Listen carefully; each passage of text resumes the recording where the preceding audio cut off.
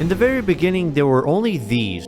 Looks simple, isn't it? It's hard to imagine now that we've had some of the most impressively looking video games to ever destroy our hardware. But back then, this is the kinds of things gamers of the time had to entertain themselves with. It was an era of very simple games. Everyone was trying to figure out the limits of new technology over the years. Tons of different attempts to utilize them and achieve unique perspectives while nudging the limits, perfectly mirrored by how much hardware progression ramped up, which in turn is followed up by the sleazy business mindset to go along with it. It got so bad that the industry almost completely collapsed for a bit, but that wouldn't stop the heart of the innovation from beating. As each year, racing games continue to evolve in ways to make it feel more immersive, despite the limitations. We got some of the earliest attempts at making simulation games by tying it up with the Formula 1 or IndyCar adaptations, but nothing could compare to the peak era of arcade racers. We had games like Daytona USA, Sega Rally, Need for Speed, F-Zero, Ridge Racer, and many other games that dropped in this blessed decade. The 90s truly lives up to its reputation of the age of experimentation. Everyone tries to be unique by realizing their unique ideas, the different interpretations from different corners of the globe. On one hand, we have the Western arcade racers, usually with official brand cars, often taking more of an educational side, and the gameplay-centric Japanese arcade racers that prefer to use very few licensed cars with some insane techniques into their races, or attempting to mix in mechanics from other games. Almost every big video game franchise you know and love today were born from this decade. With the rise of 3D and significantly powerful hardware, the advancement of gaming skyrocketed to allow new foundations to be built, and this would allow many games to start heavily branching out into many different types and subgenres. Some go for the simple fun and quick experiences that you'd normally find through arcade cabinets in order to squeeze as much pennies out of your savings, while the ones found in consoles embrace a new form of progression with unlockable tracks and vehicles as rewards. This development was a pretty logical branching from the beginning, as arcade cabinets fully adopted the old style of gaming and home consoles evolved into something that would provide more substance to the experience. Developers attempt to add some creative spices to make their products stand out, whether it's from the way things are presented or through gameplay. As a racing game enthusiast, you basically have a lot of exciting options available, even if most of them are still at their infancy. Although if there was one thing that this era got consistent, it was the difficulty settings. Looking back from the future, it's hard to not get excited when looking back at this era, witnessing the amount of advancement happening at such a rapid pace. We went from racing games that just go up and down, left, right, to utilizing a scrolling technique to simulate 3D style of driving by illustration, to finally having fully fledged 3D models rendered into the game. And we have to remember the state of the world during these times as well. Gaming as a whole is also mostly seen as a waste of time by society, since everyone still touches grass every 6 hours. So there were a ton of other factors to drive game development at the time, to focus on making short but consistent bursts of fun, entertaining experiences. There's only a couple of outliers to provide really long and progression-heavy experiences, mostly spawning near the end of the 90s, and it's exceptionally true for the racing genre. It's no wonder people look fondly towards these years. The experience of witnessing significant progress in a couple of years must have been quite exciting, and yet there's more exciting things that await in the decade to come.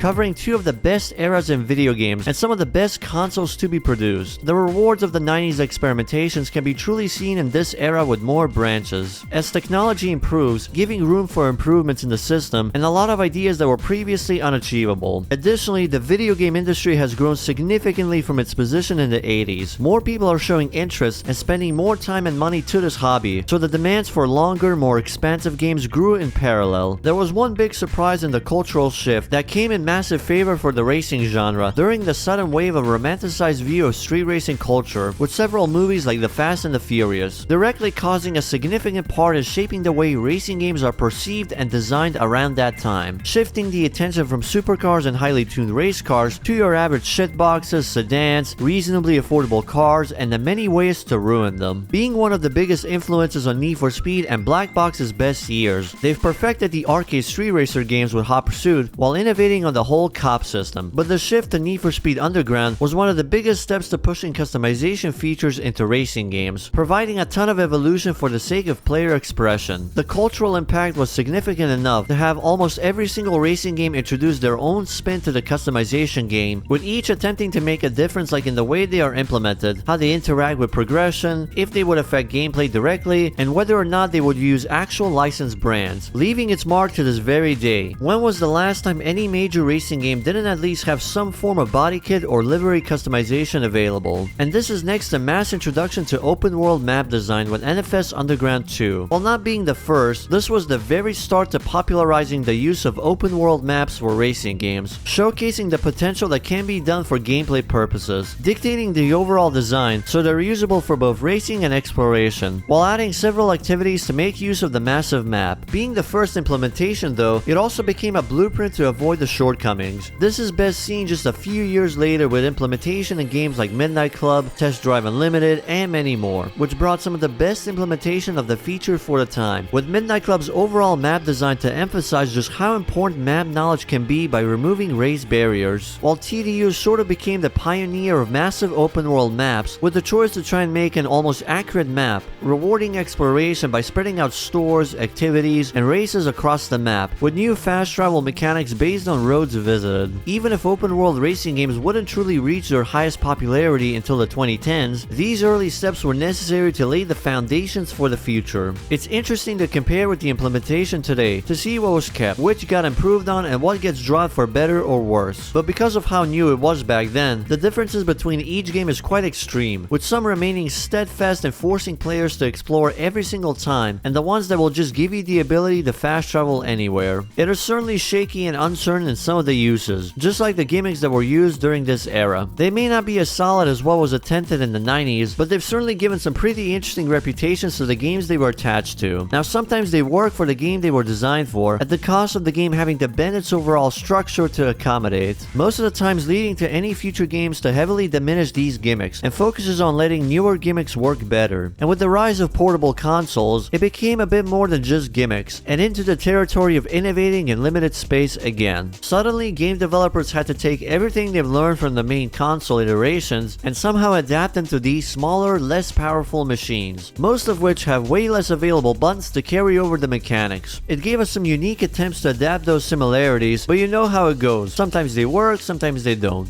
And sometimes a gimmick transcends beyond its limitations and outright steals the show, hijacking the whole identity like what happened to the Burnout series. We remember them for the cool takedown mechanics even though it was something introduced in the third game. It was just that good that it ended up sticking around the most in our memories and influenced how car-to-car melee would play out for the future of racing games. This is the pinnacle of what the 2000s meant for racing games. It had set the stages for solid evolutions from the foundations that had been built since the 90s. But just like everything in the digital space, the drive to chase after realism as an immersive escape had also grown alongside technological improvements, even though it had started as far back as the 80s and 90s. Back then it was shackled by the limitations. The most they could do was emulate tuning options to alter the handling while most of the gameplay is still rooted by arcade designs. By the time Polyphony showed up to the scene, the shift had started to happen dramatically, although you could definitely still feel the arcadey experience of MotoTune GP and the early Gran Turismos. When the next generation rolled in, however, they split themselves apart to become a fully fledged subgenre of simcades. It was so successful that many games tried to copy the formula in their own spins. Some changes are to be expected in details of progression, car ownership, art style, and management. Only few would find successes and manage to continue, while most end up disappearing completely and have never returned since. This was the start of Gran Turismo and Forza's initial rivalry. All this happened while the arcade racing game scene is thriving from all the massive amount of varieties and subgenres coming out. It's hard to pin down what the state of racing games was during the 6th console generation, yet almost everyone has very fond memories of this era. Every single racing game franchise that had either found stable footing or started to realize their potential. There's basically every single type of racing game available to cater towards almost every single available niche from the big boys. You want futuristic high-speed races, then Nintendo and Sony got you covered. Street racing games, generally EA with Need for Speed has that, but almost every single company would have at least one available. Simcades, same deal. Gran Turismo, or look up any game developer at the time. Even Square Enix and Capcom ended up making one similar, even if they're a bit more shaky in terms of quality. If anything, most of the problems during this era stems from a collection of very minor issues. Some games having a lot of them to stack up to start weighing down on the experience, which the devs are just not capable of sorting out since, well, they can't just patch out issues like today. It does lead to this standard where every game is released after some form of quality control check. Very obvious and glaring bugs or glitches usually stop before the game could be released, unless the studio cheaps out intentionally. Multiplayer-wise, the standard has mostly been strictly the traditional couch co-op, with shared screens for 2 players or up to 4, or certain games games that let you do some local LAN play sessions, assuming you and your buddies got a couple of consoles and copies ready for that big party. Sooner or later, however, it's inevitable that we would see online connectivity become a part of everyday gaming. After all, the technology has been built up since the 90s, but the earliest major examples could be seen either with early PC gaming or Sega and the Dreamcast, as Sega pushed their games to start using online features until Phantasy Star Online came out, becoming one of the earliest examples of what a console online MMO can look like. Now, fortunately, Sega ducking out the console market meant the feature didn't really get much of a spotlight to be used against their competitors, as Xbox starts carrying over the development through their new console launch, but it wouldn't truly become a standard until the 7th gen consoles with the Xbox 360, PlayStation 3, and Nintendo Wii. It was a massive advancement now that every single developer starts to implement the feature in their games beyond your average leaderboards. Online multiplayer effectively played a major part in pushing gaming into a mainstream hobby. Nothing can beat the convenience of hanging out and having fun with the boys from the comfort of your home. The stronger hardware has also given the opportunity to create a lot more immersive details into each game, so a bunch of racing games developed around this era have started to embrace the Simcade experience once more, maybe still trying to grab a piece of success that Gran Turismo and Forza has managed to grab from the previous generation. And this generation has defined some of the funniest and unique experiences on that side of racing games. On one hand, you have GT 5 and 6, Forza Motorsport and its meteoric rise and peak, Race Driver Grid with an interesting team simulation career mode, Dirt taking advantage in the shift of culture and the rise of Ken Block to shape a new twist to the rally genre, Project Gotham Racing still going strong, Test Drive Unlimited still showing what a racing MMO could have been, the excellent start of Forza Horizon, and somehow even Need for Speed has followed suit with NFS Shift. This generation of racing games could have easily rivaled the previous one if it weren't for a shift happening. Notice how games in the previous era tended to almost experiment with their visuals, so even if some of the gameplay feels too familiar, you're treated to some good looking games that can't be found elsewhere. This generation, however, feels like everyone is chasing after that realistic art style, like everyone is in arms race to produce the most realistic looking racing game ever made, and unfortunately it means a lot of the interesting visual designs of past eras have been shelved for the foreseeable future. But overall, this is generally a good era, as it contains some of the best online experiences that can't be found elsewhere. The amount of freedom thanks to how new it was lets people have some of the wildest and goofiest online experiences no matter the game or genre. And because of this, a lot of experimental online game modes spawn as a bit of a testing ground to see what works and what doesn't, so it's somewhat inconsistent, but that's nothing a couple of friends can't fix. The biggest drawback from this is having some online exclusive game modes, so if you don't have anyone else to play with or found out about these games way later, you're kinda screwed, and it became a reminder of how dangerous the world of online exclusivity can be. The unfortunate truth of successes brings along its shares of issues remains true even for gaming no matter the genre or type of games. Some may persist and remain steadfast in their belief to stay creative even at the cost of financial hits, but when a market becomes successful, it's bound to attract a lot of opportunists, the type of people that want to get the maximum amount of profits possible. As a result, a lot of these changes that happened in this era feels more like a constant rise and fall, because the general improvement and depth that could finally be implemented to these games has become very impressive, especially when we compare them to the roots. There's so many factors like individual car models determining how each car feels to drive, from weight, air resistance, sway, etc. Just look at all the immense customization we can find in most simcades or sim racers of this generation. But a lot of these advancements also bring its own fair share of problems once we look at the general sentiment, as the mainstream audience continue to fawn over the idea of having the most realistic racing game ever made for almost every single title. A lot of racing games also started to overly focus on online multiplayer, resulting in a lot of bare-bone lackluster single-player campaigns, and the further push for racing games to have this ultra-realistic aesthetics all the time, which in turn pushed back a lot of the customization features introduced way back in the 2000s, and due to the shift in overall car culture, it brought back the focus on supercars and hypercars. So if you're a fan of Porsche, Ferrari, or Lamborghini, things were definitely looking really good. Not so much when you're a fan of JDMs or affordable sports cars, as a lot of the cool cars from that section so far had been discontinued or condemned into crossover hell in order to make safer family SUV cars. There are some Need for Speed titles to satisfy that need, but early 2010s was basically the supercar era, but with far less customization options like they used to, and more focus on the gameplay, which I can attest to being pretty fun overall. Your only other options are a few in between, like Gran Turismo Sport, which unfortunately did not live up to the numbered releases, and Forza Motorsport or Horizon. Just to highlight the insane rise for simcades and and full-on sim races at the time, along with this idea that every racing game somehow needs a massive open world map, which some did in interesting ways, like TDU2 with its intensive MMO features, The Crew 1 which had a scaled down version of the United States as its playground, or Forza with its attempt to popularize the idea of car culture festival to bring maps of different corners of the planet. This is practically what dominates the AAA market to this day. You can see the sudden increase in popularity in mainstream motorsport around the 2010s, which sort of correlates to the increased interest towards simcades and pure sim racers like iRacing. Even games like Gran Turismo or Formula 1, as we have seen, can lead to some really serious career jumps into an actual start of professional racing. Unfortunately, this massive interest also means more profit chasing, so we ended up with a ton of racing games with a ton of additional DLCs, cut content, and broken launches. Although this is more of an issue in the general gaming scene, as each year it seems as if the AAA market is digging down to find more problems, to the point where we now have a game engine casually destroying games through sheer optimization issues. It doesn't really mean the end of arcade racers though, as there will always be a fan for those types of racing games, so it found a new home in some niche titles in the currently rising indie scene. And while Need for Speed may not be at the peak of relevancy anymore, it's still one of the AAA franchises that tries to still take on the cop pursuit mechanic while focusing on illegal street racing as its core concept, even if they fumble every now and then. It gives people a chance to work on their own ideas. In fact, the indie scene with its near limitless freedom allowed more racing game enthusiasts to carry over franchises that have been put on ice for years or decades now, some being very simple racers that are just there to give you the experience of how it was in the 90s, others mimicking the glory days of street racing culture in the 2000s. The point I'm trying to make is that racing games have evolved to the point where every genre, niche, and interest can be found in some place. AAA market is generally a fine place to find comforting usuals, games that will chase after realism with usually varying amounts of mechanical depth, while indies and AA will feature the simpler and more experimental side of racing games, carrying the spirit of the classics mixed with modern sensibilities and technical advancement to create a better experience. Thanks to the simplicity of racing at its core, a lot of indies have also attempted to mix it with other genres like RPGs and roguelike, the differing levels of success, and it just goes to show how great racing can be. There's only a few genres that can truly match the amount of potential still stored within, even if the AAA market looks bleak. Options are always available in the alternative markets where most of the games can still thrive. Being a simple fun game shouldn't be something to avoid, as long as the core mechanics is solid enough, as we've seen from many arcade racing games by now. If anything, I'm kinda curious how the next few generations will play out, especially with the massive shift in trends that seems to play a major part in recent years. Then again, even if things get so bad, we can always just go back to the old classics through emulation. But that's enough rambling from me. How about you? Which era of racing game was your favorite? What do you think makes racing games interesting in each generation, along with the things that drags them down? Let me know down below, and let's have some civil discussion while we're at it. And I'll see you guys in the next video.